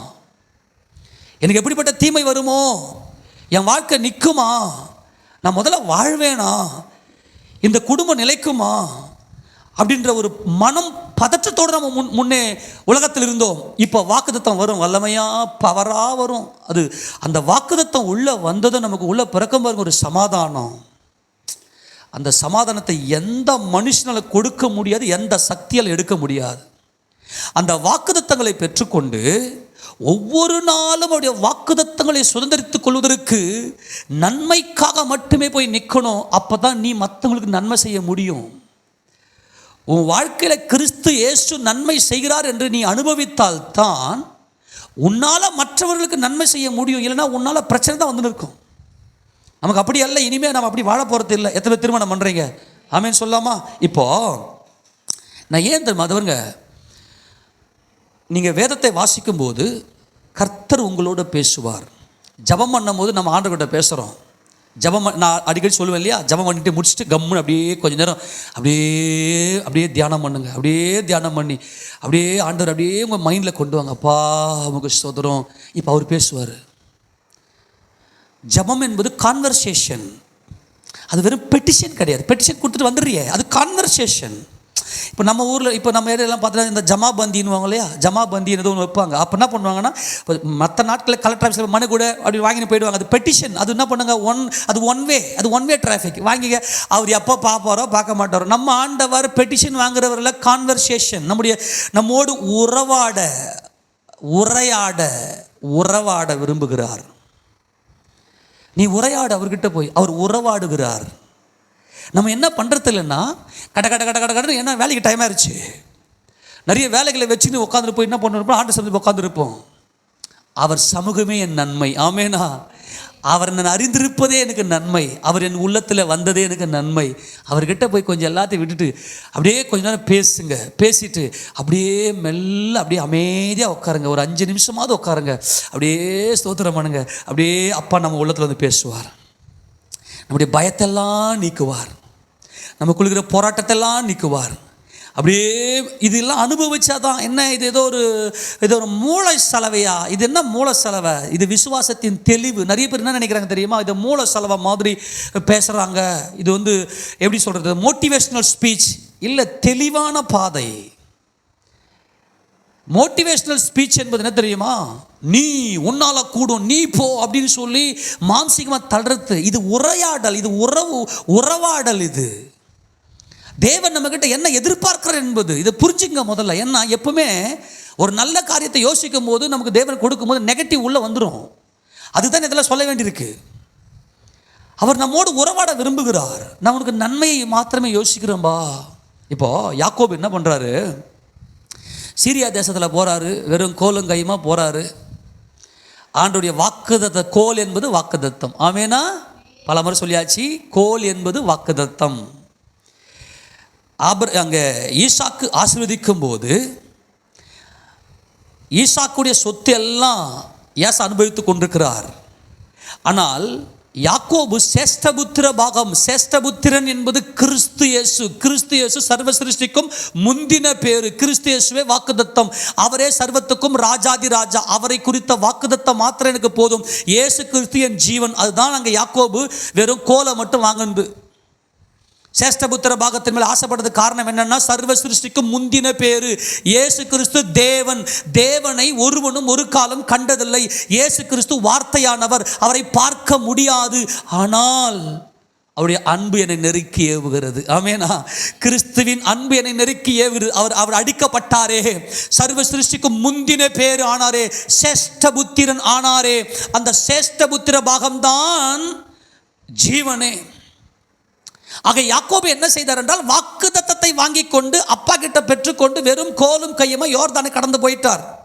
அங்கே இயேசு கிறிஸ்து அவருடைய மகிமையினாலே யாக்கோபை ஆசீர்வதித்தார். இப்போ உன் தகப்பன் வீட்டுக்கு நீ போ, நான் உன்னை பெரிய ஜாதி ஆக்குவேன் அப்படின்னு சொல்லிட்டு ஆண்டவர் வாக்குத்தத்தெல்லாம் கொடுத்து, போகும்போதும் வாக்குத்தத்தம், அங்கே சீரியா தேசத்தில் இருக்கும்போது வாக்குத்தத்தம் கொடுத்துட்டு வந்துட்டார். இப்போ அவர் கடந்து வரும்போது அவர் கேள்விப்படுகிறார், இந்த மாதிரி ஏசா வந்து உங்களை எதிர்கொண்டு வரத்துக்கு 400 பேரோட வரான் அப்படின்ற விஷயத்தை கேள்விப்பட்டதும் யாக்கோபுக்கு கை கால்லாம் நடுங்குது. முடிஞ்சுது. ஏன்னா குடும்பத்தை விட்டு வெளியே போனது, தூரதேசத்துக்கு போனதுக்கு ரீசனே என்ன ரீசன்னா, என் தகப்பனுடைய நரைமயிர் ஒரு நாள், என் தகப்பன் ஒரு நாள் மரித்து போவார், அன்னைக்கு நான் உன்னை சாகடிச்சிடுவேன்டா, உன்னை நான் கொலை பண்ணி போட்டுருவேன்டா. ஏன்னா ஏசா வந்து வேட்டையில் வல்லவன். இப்போ யாக்கோபு உயிருக்கு பயந்துக்கு தான் போனார். முன்னா பரவாயில்ல, ஒரே உயிரோடு போயிருக்கும். இன்னைக்கு எத்தனை உயிர் இருக்குது? ஆமேனா? 2 மனைவிகள், 2 மறுமனையாட்டிகள், ஏறக்குறைய 11 பிள்ளைகள், சொல்லப்போனால் 12 பேர் தீனாலும் பிறந்திருக்கிறாங்க. வேலைக்காரங்க, அநேக மிருக ஜீவன்கள், இத்தனை உயிரும் இவர் கண்ணு முன்னாடியே வெட்டிட்டு கடைசியாக இவர் வெட்டு வருவானோ, என்னென்னலாம் கற்பனைலாம் யாக்கோபுக்கு வந்துச்சோ தெரியல. இப்பதான் வாக்குத்தத்தத்தை பிடிக்கிறார். அதான் சொல்லிட்டேன், இயேசு ராஜா நம்மோடு டைரக்டா நேரடியாய் பேச விரும்புகிறார். உள்ள இருக்கிற உங்கள் ஒவ்வொருக்கும் வாக்குத்தத்தங்களை பிடித்திருக்க வேண்டும். வாக்குத்தத்தை பிடிச்சிக்க, வாக்குத்தத்தை சொல்லி ஜெபம் பண்ணு. இப்போ எப்படிப்பட்ட ஜெபத்தை யாக்கோபு ஏறெடுக்கிற திருப்பி கொள்ளுங்க பார்க்கலாம். ஆதியாகமம் 32வது அதிகாரத்தில் இப்போ பயம் சூழ்ந்து கொண்டிருக்கிற வேலையில், தீமை சூழ்ந்து கொண்டிருக்கிற வேலையில் 9 வாசிங்க பார்க்கலாம். 32:9 பின்பு யாக்கோபு என் தகப்பனாகிய ஆபிரகாமின் தேவனும் என் தகப்பனாகிய ஈசாக்கின் தேவனுமாய் இருக்கிறவரே. நல்லா கவனிக்கணும், என் தேவன் எப்படிப்பட்டவர்? அவர் வாக்குத்தத்தங்களின் தேவன். என் தகப்பனாகிய ஈசாக்கை ஆசீர்வதித்தவர், என் தகப்பனாகிய ஆபிரகாமை ஆசீர்வதித்தவர். இப்போ சேஷ்டபுத்திர பாகத்தை சுதந்திரித்துக் கொண்டவனாக, அவருடைய வாக்குத்தத்தங்களை பிடித்துக் கொண்டவனாக இப்படி நிற்கிறேன். நல்லா புரிஞ்சுக்க, அவர் எப்படிப்பட்டவர்? அவர் நன்மைகளை மாத்திரமே செய்கிறவர். என் தகப்பனாகிய ஆபிரகாமுக்கும் என் தகப்பனாகிய ஈசாக்குக்கும் அவர் நன்மையை மட்டுமே செய்திருக்கிறார். நான் உன்னை பெரிய ஜாதியாக்குவேன் என்று சொல்லி என் தகப்பனுக்கு அவர் வாக்குத்தத்தம் கொடுத்திருக்கிறார். அப்படியே ஆக்கியிருக்கிறார். மலடியா இருந்த அவருடைய மனைவிகள் எல்லாம் கர்ப்பம் தரித்தார்கள். நன்மையை செய்திருக்கிறார். இப்போது நான் ஜீவனுக்கு போராடி கொண்டிருக்கிறேன். என் சகோதரன் என்னை கொல்லும்படி வருகிறான். இப்ப நான் என்ன செய்யட்டும்? தொடர்ந்து வாசிக்கலாம். உன் தேசத்துக்கும் உன் இனத்தாரிடத்துக்கும் திரும்பி போ, உனக்கு நன்மை செய்வேன் என்று என்னுடனே சொல்லி இருக்கிற கர்த்தாவே. வெயிட், நல்லா கவனிங்க. வாக்குத்தத்தத்தை எடுத்துக்கிட்டு போய் நீ உட்காந்துட்டனா புஷ்ன்னு இறங்கிடும். உன் பாவத்தெல்லாம் பார்க்கவே மாட்டார். என்ன அவருடைய வார்த்தை வல்லமை உடையது, அவருடைய வார்த்தை ஜீவன் உடையது. கர்த்தர் ஒரு தரம் சொல்லியதில் மறுபடியும் திருத்துகிற தேவன் அல்ல. ஆமேனா? அவர் சொல்லியும் செய்யாதிருப்பாரோ? மனம் மாற அவர் ஒரு மனிதன் அல்ல. பொய் சொல்ல அவர் மனுபுத்திரனும் அல்ல. அவர் சொல்லியும் செய்யாதிருப்பாரோ? அவர் சொல்லியும் செய்யாதிருப்பாரோ? வாக்குத்தத்தத்தை பிடிச்சிக்க, பிராமிஸை பிடிச்சிக்க. பிதாக்கள் நாங்கள் பிதாக்களை பின்பற்றுகிறவர்கள். ஆமேனா? ஆபிரகாம், ஈசாக்கு, யாக்கோபு என்பவர்கள், அவர் இயேசு கிறிஸ்து அவர்களுடைய தேவன். ஆபிரகாமின் தேவன் இயேசு கிறிஸ்து, ஈசாக்கின் தேவன் இயேசு கிறிஸ்து, யாக்கோபின் தேவன் இயேசு கிறிஸ்து. யார் இந்த இயேசு கிறிஸ்து? அவர் என் மேய்ப்பர். யார் இந்த மேய்ப்பர்? தன் ஆடுகளுக்கு ஜீவனை கொடுத்தவர். ஆமென். அப்போ நம்ம எல்லாம் கிறிஸ்துவை பற்றுகிற விசுவாசத்தினாலே நாம் ஆபிரகாமுடைய சந்ததியா இருக்கிறோம். வாக்குத்தத்தத்தின்படி சுதந்திரம் இருக்கிறோம். இப்போ பிதாக்கள் தான் நம்ம பிதாக்களை ஃபாலோ பண்ணுறோம். அப்போ யாக்கோபு என்ன சொல்கிறாருன்னா, நீ நன்மை செய்வேன்னு சொன்னீங்களப்பா, என் கண்ணுக்கு என்ன வருது? இப்போ தீமை இருக்குது. இப்போ நான் என்ன பண்ணிட்டேன்? அனலைஸ் பண்ணிட்டேன். எனக்கு முன்னாடி இப்போ தீமை வருது. இப்போது எனக்கு இந்த தீமையை உங்ககிட்ட கேட்கல. இப்போ எதுக்கு வந்திருக்கிறேன்? நன்மைக்கு வந்திருக்கிறேன். நீங்கள் போங்க, நீங்கள் உன் தேசத்துக்கு போங்கன்னு சொன்னீங்க. உங்கள் இனம் இப்போ இவருடைய விஷனில் என்ன இருக்கு? இப்போ என் தேசம், என் இனம். எஸ்ஸா இல்லை? டாக்டர் ரிப்போர்ட் வந்துடும். ஆமாம், எஸ், டாக்டர் ரிப்போர்ட் உண்மைதான். ஆனால் நீர் எனக்கு நன்மை செய்கிற தேவன். என் ஜீவனுள்ள நாளெல்லாம் நன்மையும் கிருபையும் என்னை தொடரும். அப்படியானால் எனக்கு நன்மையும் கிருபையும் எனக்கு தொடரட்டும். சொன்னீங்களா ஆண்டவரே? செய்யுங்களாம்பா. தொடர்ந்து வாசிக்கும்போது நமக்கு எங்கே வாசனை தெரியுமா? தொடர்ந்து வாசிக்க பார்க்கலாம். அடியனுக்கு தேவரீர் காண்பித்த எல்லா தயவுக்கும் எல்லா சத்தியத்துக்கும் நான் எவ்வளவு வேணும் பாத்திரன் அல்ல. நான் கோலும் கையுமா இந்த யோர்தானை கடந்து போனேன். இப்பொழுது இவ்விரண்டு பரிவாரங்களையும் உடையவனானேன்.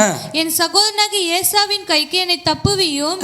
அவன் வந்து என்னையும் பிள்ளைகளையும் தாய்மார்களையும் முறியடிப்பான் என்று அவனுக்கு நான் பயந்திருக்கிறேன். தேவரீரோ நான் உனக்கு மெய்யாகவே நன்மை செய்து, நல்லா கவனிங்க, நான் உனக்கு மெய்யாகவே நன்மை செய்து உன் சந்ததி எண்ணி முடியாத கடற்கரை மணலை போல மிகவும் பெருகப்படும் என்று சொன்னீரே. இன்றைக்கு அநேக ஜபங்களுக்கு பதில் வராததுக்கு காரணம் என்னவென்றால், அவருடைய வாக்குத்தத்தத்தை அசட்டை பண்றது. இப்போ நான் என்ன சொல்றேன்? இந்த வாக்குத்தத்தை சுதந்திரிக்க வேண்டும் என்றால் நம்மளை தாழ்த்துங்க. இப்போ யாக்கோபு என்ன பண்றது தெரியுமா? இந்த வாக்குத்தத்தை சுதந்திரத்துக் கொள்வதற்காக யாப்போக்கு என்கின்ற அந்த ஆற்றை எல்லாவற்றையும் கடக்க செய்துட்டு தனிமையாக போய் நின்று, ஒரு அநாத ஆண்டவரை எனக்கு வாக்குத்தத்தை கொடுங்கப்பான்னு கேட்குறாரு. வாக்குத்தத்த சுதந்திரத்துக்குள்ளதுக்கு நம்மளை வெறுமையாக்கி தேவ சமூகத்துக்கு போயிட்டு நம்மளை தாழ்த்தி தேவனண்டில் போய் நிற்கணும். எல்லாவற்றையும் கடக்க செய்கிறாரு. எனக்குன்னு எதுவுமே இல்லை ஆண்டவரே, எனக்குன்னு எதுவுமே இல்லை ஆண்டவரே. என் மனைவி, என் பிள்ளைங்க, என் சொத்து பத்து, என் ஆடு மாடு எல்லாவற்றையும் கடக்கப்பட்டு தனிமையாக நிற்கிறாரு. வாக்குத்தத்தை நீ சுதந்திரித்துக் கொள்ள வேண்டும். தாழ்த்துங்க. தேவ சமூகத்தில் போயிட்டு என்னெல்லாம் முடியாது ஆண்டவரே, ஆண்டவரே நன்மை செய்வேன்னு சொன்னீங்களே, கடற்கரையை மண்டலத்தையும் மாற்றுவேன்னு சொன்னீங்களே, உன் சந்ததியை பெருக பண்ணுன்னு சொன்னீங்களே. அப்போ நன்மையை மட்டுமே நீ யோசி, தீமையை யோசிச்சேன்னா தீமை தான் வரும். இப்போ யாக்கோபு என்ன செஞ்சிட்டாருன்னா, நன்மையை யோசிச்சாரு. அந்த நன்மைக்காக தேவனிடத்தில் நைட்டெல்லாம் போராடுறாரு. அவ்வளோதான். இப்போ அவர் தீமையை யோசிச்சிருந்தாருன்னா வச்சுங்களேன், ஓகேடா இப்போ யாசா வரான், அப்படி செட் பண்ணு, அவனை எப்படி மேற்கொள்ளலாம் பாரு, நீ அங்கே நில்லு, நீ இதை பண்ணு அதை பண்ணு இப்படின்னு சொல்லிட்டு இவர் அந்த தீமையை எப்படி எதிர்கொள்ளலாம்னு மாம்சீகமாக மட்டுமே பிளான் போட்டுன்னு இருப்பார். சரி, இப்போ நம்ம இருக்கிற சொத்தெல்லாம் விற்று யார் கட்டினா கொஞ்சம் அடியாட்களை வாங்கி வச்சுக்கலாமா, இப்படி தான் இருந்திருக்கும். தீமை யோசித்தார்னா, நன்மையை யோசித்ததுனால நன்மை செய்கிறவரை தேடினார். ஆமேனா. நன்மை செய்கிறவருடைய காலை பிடித்து கொண்டார். நன்மை செய்கிறவருடைய அந்த சமூகத்தில் போய் நின்றார். உமது முகத்தை எனக்கு காண்பித்தால் ஒழிய ஆண்டவரை நான் உங்களை விடவே மாட்டேன். எனக்கு தீமை நீங்கள் எனக்கு தீமையை நான் யோசிக்கல, எனக்கு நன்மை செய்யுங்க, எனக்கு நன்மை செய்யுங்க. 34வது சங்கீதம் திருப்பிக் கொள்ளுங்க பார்க்கலாம். 34வது சங்கீதம் வேகமாக எடுத்து வாசிக்க பார்க்கலாம். 34வது சங்கீதத்தில் 14வது வசனத்தை வாசிக்க பார்க்கலாம். 14 தீமையை விட்டு விலகி நன்மை செய் சமாதானத்தை தேடி அதை தொடர்ந்து கொள். தீமையை விட்டு நீ விலகிடு, தீமையை யோசிக்காத, சமாதானத்தை தேடு. எது சமாதானம்? தேவமுகம். தேவமுகம். சமாதானம் என்றாலே தேவனை முகமுகமாய் தரிசித்தல். எருசலேம் என்றால் சமாதானத்தின் நகரம். சமாதானம் என்றால் சமாதானத்தை உண்டு பண்ணும் ஆக்கினை அவர் மேல் வந்தது. அவருடைய பலியினாலே தேவன் நம்மை மறுரூபப்படுத்தி சமாதானப்படுத்தி மகிமைப்படுத்தி அவரோடு ஒரு நித்திய காலமாக வைத்திருக்க போகிறார். அப்போ நீ தீமையை விட்டு விலகி நன்மை செய்ய சமாதானத்தை தேடி அதை தொடர்ந்து கொள். இங்கே யாக்கோபு என்ன செய்தார்? அதை தான் தொடர்ந்தார். 37:27 வாசிக்க போகலாம். சங்கீதம் 37:27. தீமையை விட்டு விலகி நன்மை செய் என்றென்றைக்கும். அந்த என்றென்றைக்கும் நிலைத்திருப்பாய் தான் நன்மை. என்றென்றைக்கும் என்றால் நித்திய ஜீவன். ஆமெனா. அப்போ நீ நித்திய ஜீவனை சுதந்திரத்துக் கொள்ள வேண்டுமே, ஆனால் இன்றைக்கு நீ ஒவ்வொரு வினாடியும் தேவனிடத்திலிருந்து வருகிற நன்மையை சுதந்திரத்தே ஆக வேண்டும். ஆமென். என்றென்றைக்கும் நீ சுதந்திரிக்கணும். இப்போ யாக்கோபுக்கு என்ன மைண்டில் வந்துருச்சு தெரியுமா? நான் என்றென்றைக்கும் என் சந்ததி இருக்கணும். வானத்து நட்சத்திரங்களைப் போல, பூமியின் கடற்கரை மணலை போல எனக்கு என் சந்ததி நல்லா, என் குடும்பம் நல்லா இருக்கணும். இப்போ யாக்கோபு யாரு? எத்தன். உன் பேர் நட பேர் யாக்கோபு, இனிமேல் உன் பேர் யாக்கோபு இல்லை, இனிமேல் உன் பேர் இஸ்ரவேல். அப்போது அப்படிப்பட்ட ஒரு ஆசீர்வாதத்தை சொந்தத்துக்கணும். நைட்டில் இரவெல்லாம் கதறாரு. இரவெல்லாம் யாக்கோபு கதறாரு. ஆமென். ஒரு சீக்ரெட் சொல்லவா? நிறைய பார்க்கணும்னு நினச்சா டைம் ஆயிடுச்சு, நான் முடிக்கிறேன். ஒரு சீக்ரெட் சொல்லவா? சரி, இதோடு நான் முடிக்கிறேன்னே. இன்னொரு சம்பவத்தை மாதிரி சொல்கிறேன். இப்போது இரவெல்லாம் யாக்கோபு போயிட்டு போராடுறாரு. ஒரு புருஷன் பொழுது விடியும் அளவு இறங்கி வந்துட்டாரு. சரி, ஒரு மனுஷன் போராடினா ஒரு தெய்வம் வந்துடணுமா? பொழுது விடிந்துடா, என்னை விடுறா, நான் போகிறேன் அப்படின்னு ஏசப்பாவே யாக்கோபு கிட்ட கதறாரு. இயேசு கிறிஸ்து யாக்கோபு கிட்ட கதறாரு. பொழுது விடிது, எனக்கு நான் போகட்டேன், விடுறான்றாரு. சீக்கிரம் நீங்களே சொல்லுங்க. அப்போ ஒரு மனுஷன், ஒரு மண்ணு, எப்படி சொல்றது, ஒரு மண்ணு, ஒரு மாயை. இவன் ஒன்றுமில்லாதவன். அவருடைய பார்வைக்கு இவன் ஒண்ணுமே கிடையாது. இவர் போய் நிற்கிறாரு. நல்லா கவனிங்க. இவர் போய் நிற்கிறாரு. என்ன சீக்ரெட் சொல்றீங்க? சொல்லுங்க போகலாம். என்ன சீக்ரெட் சொல்றீங்க?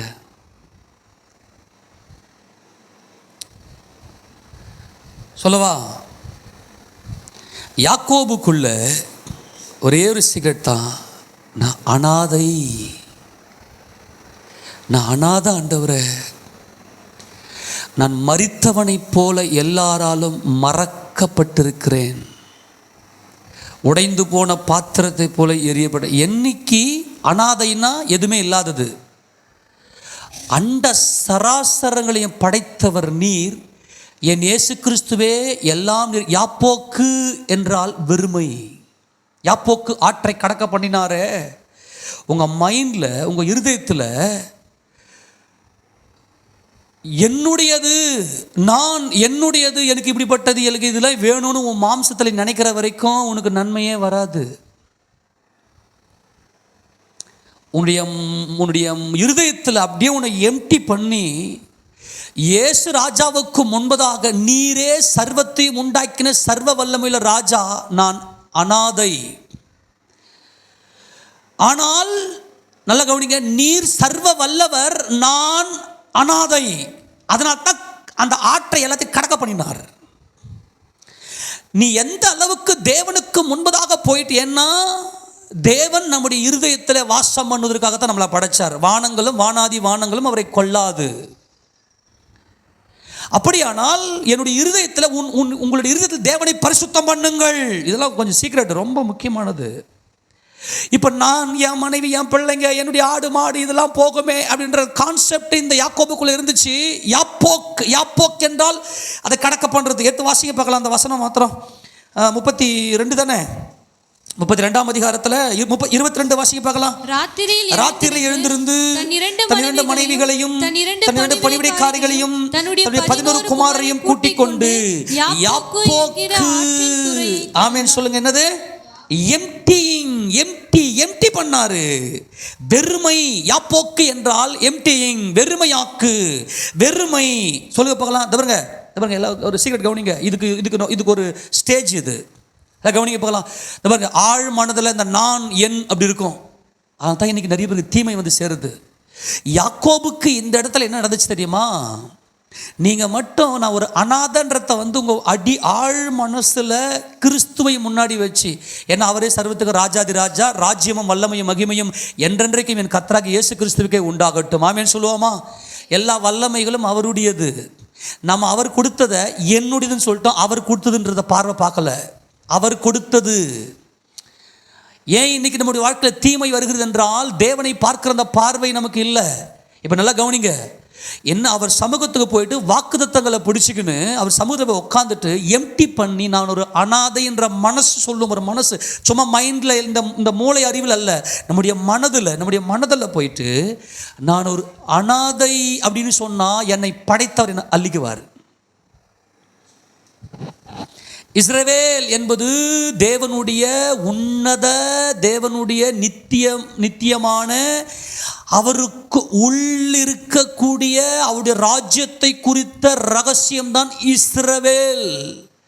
அது இந்த யாக்கோபு எப்படி பெற்று? யாக்கோபு என்றால் இன்னைக்கு நான் பாவி ஆண்டவரே, இப்போ நான் பாவி என்கின்ற உணர்வோட, நல்லா கவனிங்க, நான் விழுந்து போனவன், நான் தவறிடுவேன், நான் மிஸ் ஆகிடுவேன், நான் ஏமாற்றுக்காரன் தான், நான் இப்படிப்பட்டவன் தான். ஆனால் உம்மை மட்டுமே நம்புகிறேன், என்னை சிருஷ்டித்தவர் நீர். இப்போ நான் அழிய போகிறேன், நான் அனாதை, இப்போ நான் சாவ போகிறேன். என்னை நீங்கள் தானே படிச்சிங்க. நான் அனாதை, என்னை காப்பாற்ற எதுவும் இல்லை, எனக்கு உங்களை விட்டால் யாரும் இல்லை என்கின்ற அனாதை எல்லாத்தையும் எம்டி பண்ணிட்டாரு. என்னால் முடியாது ஆண்டவரே, என்னால் முடியாது. என்னை காப்பாற்றிக் கொள்வதற்கோ என் உடைமைகளை காப்பாற்றிக் கொள்வதற்கோ என்னது, அது என்னுடையது அல்ல. அப்போ ஒரு புருஷன் ஏங்க வந்தார்னா, நான் அனாதை இல்லைடா, நான் இருக்கேன்டா, உன்னை படைச்சவர், அவ்வளோதான். ஆமென். நான் அனாதை ஆண்டவரே, என்னை காப்பாற்றுறதுக்கு யாரும் இல்லை, எனக்கு ஜீவனை உண்டாக்க யாரும் இல்லை. இல்லைடா யாக்கோபே, இஸ்ரவேலே, நான் உன்னை உருவாக்கினேன், நான் உன்னை மீட்டு கொண்டேன், நீ என்னுடையவன். வந்துட்டாரு யாக்கோபே, இஸ்ரவேலே, நீ என்னுடையவன், நான் உன்னை மீட்டு கொண்டேன். ஆமேனா, ஆமேனா. ஏசாயா 43:1 இது வாசிங்க போல, அந்த வசனத்தை வாசி. இப்போதும் யாக்கோபே, உன்னை சிருஷ்டித்தவரும் இஸ்ரவேலே, உன்னை உருவாக்கினவருமாகிய கர்த்தர் சொல்லுகிறதாவது, பயப்படாதே, உன்னை மீட்டு கொண்டேன், உன்னை பேர் சொல்லி அழைத்தேன், என்னுடையவன். ஆமேனா. பயப்படாத யாக்கோபே. எத்தனை புரிஞ்சு போச்சுப்ப. இப்போ சரி கவனிங்க, இந்த வினாடி உங்களை அப்படியே எம்டி ஆக்கி ஸ்தேவான் அங்கே பிரசங்கிக்கிறார். இதோ வானம் அப்படி திறந்திருக்குது, தேவனுக்கு இப்போ தேவனுடைய மகிமைக்கு பக்கத்தில் மனுஷகுமாரன் நிற்கிறதை நான் காண்கிறேன். எல்லாத்தையும் எம்டி பண்ணுறாரு. ஆண்டவரே, நான் ஒன்றுமில்லையாப்பா, நான் உமக்கானவன், இப்போ நான் சாக போகிறேன். நன்மை என்னை தொடர வேண்டும், நன்மை என்னை தொடர வேண்டும். சீக்கிரட்டே அதுதான். நான் ஒன்றும் இல்லை, சர்வ சிருஷ்டிக்கும் முந்தின பேர் நீரே, நீரே சர்வத்துக்கும் ராஜாதி ராஜா, எல்லாம் நீர் கொடுத்தது எனக்கு. இப்போ நான் எம்டியாக நிற்கிறேன், எனக்கு ஒன்றுமே இல்லை. யாப்போக் என்ற எம்டி பண்ணு இயேசு கிறிஸ்துக்கு முன்பதாக. இன்றைக்கி நிறைய இந்த பொல்லாத ஆவிகள் என்ன செய்யுதுன்னா, உன்னை எம்டி பண்ணு. நிறைய யோகா அப்படிப்பட்டதெல்லாம் பண்ண உன்னை எம்டி பண்ணிவிட்டு பிசாசை உள்ளே விட்டுருவான். நல்லா கவனம் இருக்கணும். எப்பவுமே பிசாசு என்ன செய்வான்னாக்கா, டூப்ளிகேட் போடுவான். நமக்கு எல்லாத்துக்குமே தேவனுடைய சித்தத்துக்கு எல்லாத்துக்குமே டூப்ளிகேட் போடுவான். இப்போ இந்த இடத்துல என்ன சொல்கிறாருனாக்கா, இயேசு ராஜாவுக்கு முன்பதாக நின்று கொண்டு, சர்வ சிருஷ்டிக்கு முந்தின பேரு நீரே, சர்வத்தையும் ஆளுகை செய்கிற ராஜாதி ராஜா நீரே, சகலமும் என் பிதாவினால் எனக்கு ஒப்பு கொடுக்கப்பட்டிருக்கிறது. ஆமேனா? எப்போ ஒப்பு கொடுத்தாரு? உலக தோற்றத்துக்கு முன்பதாக ஒப்பு கொடுத்தாரு. ஏனென்றால் அவர் என்றென்றைக்கும் ஜெய கிறிஸ்து. ஆமேனா? கரங்களை தட்டி மகிமை செலுத்துவோமா? அவர் என்றென்றைக்கும் ஜெய கிறிஸ்து, அவர் என்றென்றைக்கும் வெற்றி பெற்ற ராஜாதி ராஜா நீரே, ராஜாதி ராஜா, உம்முடைய பிரஜை நான். நீங்கள் தானே என்னை சிருஷ்டித்தீங்க. இப்போ நான் அனாதையாக நிற்கிறேன், என் உயிர் போகுது. என்ன சொல்கிறீங்க? அந்த அனாதைன்ற அந்த மைண்டு வந்துருச்சு பாருங்க. வந்துட்டார் சிருஷ்டிகார். களை பிடிச்சினார், யாக்கோபு களை பிடிச்சினார். டே, என்னை விடுறா, நான் பொழுது விடுது, நான் போகட்டும். நீரனை ஆசீர்வதித்தால் ஒழிய நான் உம்மை விடுவதில்லை. ஆமென். இப்போ சொல்கிறேன், பிரச்சனையை அப்படியே தூக்கி வெளியே போடுங்க. எனக்கு இவங்களுக்கு தீமை வந்துடும், அவங்களுக்கு தீமை வந்துடும், இப்படி தீமை வந்துடும், அப்படி தீமை வந்துடும், ஒன்றும் வேணாம். அப்படியே தூக்கி தூரம் போட்டு, நான் உன்னை அந்த தேசத்துக்கு கொண்டு போவேன், அந்த தேசத்தில் உனக்கு நன்மையை மட்டுமே நான் உனக்கு கொடுப்பேன். அப்போ ஆண்டவர் என்ன பண்ணார்? வேத்து வாசிங்க, 28 வாசிங்க, அந்த வசனம். அப்பொழுது அவர் ஆதியாகமம் 32:28. அப்பொழுது அவர், உன் பேர் இனி யாக்கோபு என்னப்படாமல் இஸ்ரவேல் என்னப்படும், தேவனோடும் மனிதனோடும் போராடி மேற்கொண்டாயே என்றால், இந்த இஸ்ரவேல் என்பது தான் தேவனுடைய ஆழ் மனதில், அவருடைய அனாதி தீர்மானத்தில், அவருடைய மகிமையில் மறைந்திருந்த நாமம். அந்த நாமம் வெளிப்பட்டதுக்கு காரணம் என்னவென்றால், நன்மையை மாத்திரமே சிந்தித்தார் யாக்கோபு. ஆண்டவரே, என்னை சிருஷ்டித்தவரே,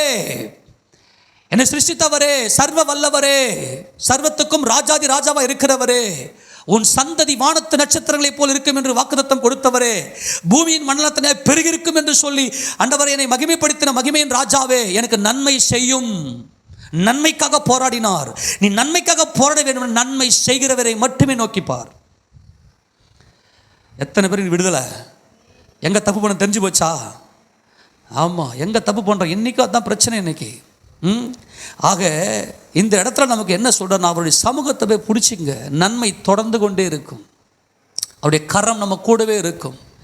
அப்போது எந்த அளவுக்கு நம்மளை, நான் ஒன்றும் இல்லை, நீ 1008 பிரச்சனையை உள்ளே வச்சுக்கின்னு, என்னது ஆண்டவரை இதை கொடுங்க, என்னது ஆண்டவர் இதை செய்யுங்க, என்னது ஆண்டவர் இதை பண்ணுங்க, என்ன கம்முன்னு இருப்பார். பொய்யனே போடா, பொய்யனே போடா, பொய்யனே. எத்தனை யாக்கோபே, எத்தனை மனம் மாறிட்டான். ஆமேனா? யாக்கோபு எத்தன் உன் பேரின்படியே, அது யாக்கோபுன்னாக்கா அதுக்கு நிறைய மீனிங் உண்டு. ஆனால் ஏசா சொல்கிறத போல் உன் பேர் எப்படி, அதே மாதிரி எத்தனை இருந்து என்னை நீ ஏமாத்திட்டியாடான்னு சொல்லுவார் இல்லையா? அதே போல் அந்த எத்தனை, நான் ஒரு எத்தனை என்று ஒத்துக்கொண்டான். நல்லா கவனிங்க, ஏசாப்பாவுடைய பரிசுத்த நாமத்துக்கு மகிமை உண்டாவதாக. இன்றைக்கி நிறைய பேர் என்ன நினைக்கிறாங்கனாக்கா, பரிசுத்தம் அப்படின்னா என்னன்னாக்கா, எல்லாரும் பார்க்குற மாதிரி இதை பண்ணக்கூடாது, அதை பண்ணக்கூடாது, இது செய்யக்கூடாது, அப்படி செய்யக்கூடாது, அவங்களாம் பாரு. அது கிடையாது. உன் ஆழ் மனசில் அவரையே நம்புவியே, அவள் தான் முடிஞ்சு போச்சு. உனக்குள்ள பாவம் வெளிப்பட்டுனே இருக்கும். உணர்ந்துக்கினே இருந்து உம்மை உறுதியாய் பற்றி கொண்ட மனதை உடையவன், உம்மையே நம்பியிருக்கிறபடியால் நீர் அவனை பூர்ண சமாதானத்துடன் காத்துக்கொள்வீர். இதுதான் சீக்ரெட், இதுதான் வருகைக்கு போகிறதுக்கான சீக்ரெட்டு. நீ என்ன பண்ண ஏது பண்ணலாம் தேவையில்லை. உன் ஆழ் மனசில் முழுக்க அப்படியே தூக்கி அவரை உட்காந்து, ஏசு ராஜாவை தூக்கி உள்ள உட்கார வச்சுட்டு இருப்பீங்க. எப்போ அவரை பற்றி கொள்ளவும், என்கிட்ட இருந்து இவ்வளோ பாவம் வெளிப்படுது ஆண்டவரே. நான் அன்பாக சொல்கிறேன், யாருடைய பாவத்தையும் பார்க்காத, உங்களை அன்பாக சொல்கிறேன், யார் இந்த பாவம் பண்ணுறாங்க, அந்த பாவம் பண்ணுறாங்க, எப்பொழுது அவரை பற்றி கொள்ள முடியும்? இயேசு கிறிஸ்துவை எப்போ பற்றி கொள்ள முடியும்? அவன் பாவம் வெளிப்படும் போது தான். அப்போ நான் என்ன சொல்கிறேன், இப்போ நான் உங்களுக்கு ஆவிக்குரிய தகப்பனாக ஒரு சின்ன உங்களுக்கே தெரியாத ஒரு சில விஷயங்கள் சொல்லும்போது சக்குன்னு பிடிச்சிக்கின்னு, பிரதர் கர்த்தருக்கு ஸ்தோத்திரம் பிரதர், அப்படியே கனெக்ட் ஆகிடுங்க ஏசுராஜா கூட. மனுஷன் பாவின்னு ஒரு தெரியாதா? நீ ஏன் பாவத்தை பார்க்குற? அவர் பாவத்தை பார்க்கலையே. என்ன சொல்றாரு? டே என்ன பிடிச்சிக்கிடா, நான் தானே ஒரு ரட்சகர், உலக தோற்றத்துக்கு முன்பதாகவே அடிக்கப்பட்ட, உலக தோற்றம் அடிக்கப்பட்ட ஆட்டுக்குட்டி நான், எனக்குள்ள தானே உன்னை படைச்சேன், நான் தானே உன் பூரணம். ஆக என்ன பாவம் வெளிப்படுது? இன்னைக்கு பாவம் செய்கிறவன் அடுத்த வினாடியே மனம் மாறிட்டானா நீ பாவி ஆயிடுவ. குற்றப்படுத்துறத சகோதரனை விரோதமாக குற்றப்படுத்த வேண்டாம். அப்படிப்பட்ட பாவத்தை செய்ய வேண்டாம். யாருடைய பாவத்தையும் பேசாதீங்க. நீங்க மனம் மாறுங்க. ஆண்டவர் நம்மளை சுத்திகரிக்கிறதுக்காக தான் அழைச்சிருக்கிறாரு. ஒவ்வொரு நாளும் நம்முடைய பாவத்தை பார்த்து சுத்திகரித்து கொண்டே இருக்கணும். ஆக நன்மையை மட்டுமே நீ சிந்திப்பாய், ஆனால் தேவன் உனக்கு நன்மைகளை மட்டுமே செய்ய வல்லமை உடையவர். ஆமேனா? ஒரு வசந்த வாசனம் முடிக்க போகிறோம். எரேமியா தீர்க்கதரிசியின் புத்தகம் 32வது அதிகாரம் 40 வாசியம் பார்க்கலாம். எரேமியா 32:40. அவர்களுக்கு நன்மை செய்யும்படி நான் அவர்களை விட்டு பின்வாங்குவது இல்லை என்கிற நித்திய உடன்படிக்கையை அவர்களோடே பண்ணி. எல்லாரும் ஆமென் சொல்லுங்க. என்ன உடன்படிக்கை? அவள் தாங்க, என் ஜீவனுள்ள நாளெல்லாம் நன்மையும் கிருபையும் என்னை தொடரும், நான் கர்த்தருடைய வீட்டிலே நீடித்த நாட்களாய் நான் நன்மை செய்கிற தேவன், நன்மையை மட்டுமே உனக்காக செய்கிற தேவன், நன்மையை மட்டுமே உனக்காக யோசிக்கிற தேவன், நன்மையை மட்டுமே உனக்காக சிந்திக்கிற தேவன். அவர்களுக்கு நன்மை செய்யும்படி நான் அவர்களை விட்டு பின் வாங்குவது இல்லை. எல்லாரும் நீ ஆண்டவர் விட்டு பின் வாங்கிட்டியாடா அப்படின்னு சில பேர் கேட்பாங்க. இப்போ ஆண்டவர் சொல்றாரு, நான் இவனுக்கு யாக்கோபே உனக்கு நான் நன்மை செய்யும்படி நான் உன்னை பின் வாங்குவது இல்லைடா, நான் உன் கையை பிடிச்சிட்டேன். ஆமென். உன் பக்கத்தில் வந்துட்டேன். ஆமென். உனக்கு நன்மை, நீ ஏனென்றால் நீ நன்மையை மட்டுமே யோசித்து நன்மை செய்கிறவராக என்னிடத்தில் வந்திருக்கிறாய். உனக்கு நன்மையை மட்டுமே நான் செய்வேன் என்கின்ற நித்திய உடன்படிக்கை. ஆமெனா?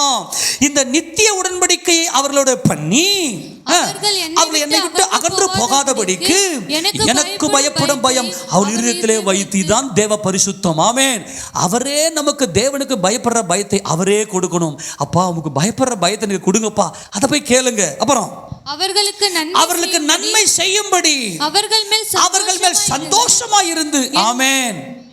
சில பேர் நன்மை கேட்போம், இந்தா போ, அப்படியே மூஞ்சி சுழிச்சிக்கின்னு அப்படியே ஒரு கோபத்தில் ஒரு மாதிரிலாம் பண்ணுவாங்க இல்லையா? அவர் சொல்கிறார், நான் சந்தோஷமாக இருக்கிறேன் உனக்கு நன்மை செய்கிறதுக்கு. ஆமென். உனக்கு என்ன நன்மை வேணும் அதை மட்டும் போய் கேளு, தீமையுமே கொண்டு போயிட்டு போகிறவங்க. ஆமென். ஆமென். இப்போ பிள்ளைங்களாம் ஸ்கூல் ஓப்பன் பண்ண போகிறாங்க, புது பாடங்கள் பார்க்க போகிறீங்க. இங்கிலீஷ்னாவே சில பேருக்கு வேறு மாதிரிலாம் நடுங்கும், மேக்ஸ்னா வேறு மாதிரி. ஆண்டவரே இப்போ நான் போகிறேன், நான் தான் எல்லாத்துலேயுமே கேட்பீங்களா கேட்க மாட்டீங்களா? ஆமென். அங்கே போயிட்டு ஆமாம் நாமெல்லாம் நடக்கமா, அதெல்லாம் உன்னால் முடியாதம்மா, ஆனால் உன்னை அழைத்தவரால், அதுக்கு தான் உன்னை அழைச்சிருக்கிறார். ஆமென். நன்மை உன் பேரில் சந்தோஷமாக இருக்கிறவனுக்கு நன்மை செய்கிறதுக்கு. ஆமென். அவர்களுக்கு நன்மை செய்யும்படி அவர்கள் மேல் சந்தோஷமாக இருந்து என் முழு இருதயத்தோடும் என் முழு ஆத்துமாவோடும் அவர்களை இந்த தேசத்தில் நிச்சயமாய் நாட்டுவேன். கானானிலே, பரம கானானிலே கொண்டு போய் நாட்டுவேன். கையை தட்டி உங்கள் முழு இருதயத்தோடும் உங்கள் முழு ஆத்துமாவோடும் உங்கள் முழு சிந்தையோடும் என்னிடத்தில் அன்பு கூறுங்கள் என்று சொன்ன தேவன், யா முழு ஆத்துமாவோடும் யா முழு சிந்தையோடும் அவர்களை இந்த தேசத்தில் என்ன பண்ணுவேன்? என் முழு இருதயத்தோடும் என் முழு ஆத்துமாவோடும் அவர்கள் இந்த தேசத்தில் நிச்சயமாய் நாட்டுவேன். நான் இந்த ஜனத்தின் மேல் இந்த பெரிய தீங்கையெல்லாம் வரப்பண்ணியது போல அவர்களை குறித்து சொன்ன நன்மையும், அதான் வாக்குத்தத்தத்தை பிடிச்சிக்கோ. மாத பிறப்பில் வரக்கூடிய வாக்குத்தத்தம், வருஷ துவக்கத்தில் வரக்கூடிய வாக்குத்தத்தம், அல்லது பைபிள் நீ வாசிக்கும் போது வரக்கூடிய வாக்குத்தத்தம், அல்லது தேவன் எங்கெங்கெல்லாம் நீ படிக்கிறியோ அந்த எங்கே வெளியே போவோம் அங்கே வசனம் கூட பேசும், அந்த வாக்குத்தத்தம் பிடிச்சிக்க. ஆண்டவர் இன்னைக்கு என் கூட பேசினேன், நான் தான் உங்க கூட பேசினேன்.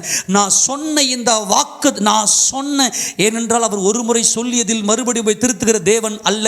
யாக்கோபே நான் உன்னை பெரிய ஜாதியாக்கி உன் சந்ததியை வானத்து நட்சத்திரத்தை போல் ஆக்குவேன்னு சொல்லிட்டார்னா சூழ்நிலைகள் மாறலாம், காலங்கள் மாறலாம், மனிதர்கள் மாறலாம், சொன்னவர் மாறாதவர். ஆமேனா? வாக்குத்தத்தம் பண்ணவர் உண்மையுள்ள. ஆமேனா?